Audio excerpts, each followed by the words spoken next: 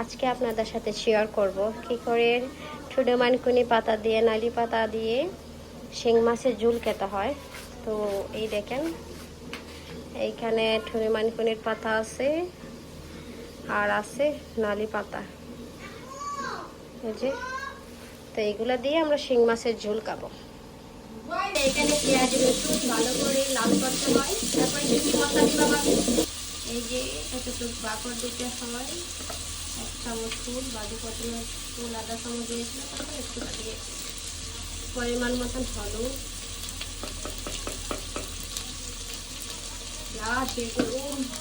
কিভাবে যে রান্না করবো, একটু জাল খাই তো একটু জাল মশলা দিয়েছে, তারপরে বাদু যারা কম খায় জাল তারা আরো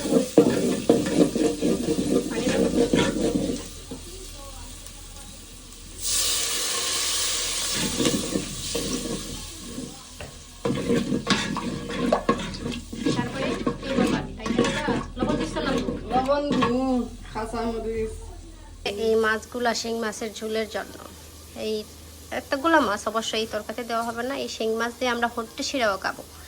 আর এইদিকে আমার ভাবি কাঁচামরিচ কাটতেছেন।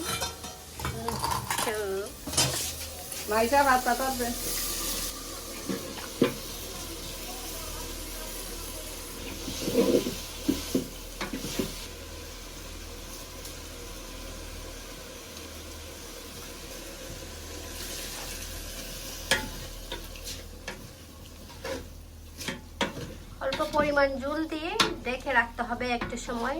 এই শাক পাতা যখন কষা যাবে তখন মাছ দিবে। তো শিং মাছের ঝোল করতে অবশ্যই শিং মাছের প্রয়োজন। তো এই নালি পাতাতে আমরা এই শিং মাছগুলা দেব। তো আমার তো একটু সার্জারি হয়েছে, আগুনের কাছে আর যাবো না, কারেন্টও নেই, তাই জন্য কতটুকু মাছ দিয়েছি আপনাদেরকে এইগুলা দেখালাম। আর তরকারি হওয়ার পরে এই ঝোলটা দেখাবো যে কেমন হয়েছে। আর খাওয়ার পরে এতটাই এমনি হয় যা মাংসের তরকারিও এত মজা হয় না। তো বন্ধুরা, মাছ দেওয়ার পরে পরিমাণ মতো ঝোল দিতে হয়। ঝোল দেওয়ার 10 মিনিট বা 15 মিনিটের মতো তরকারিটা সিদ্ধ করতে হয়, তারপরে নামিয়ে দিলে তরকারি কমপ্লিট। এই যে দেখুন, মাছ দেওয়ার পরে ঝোল দেওয়ার পরে আমার তরকারি হয়ে গেছে প্রায়।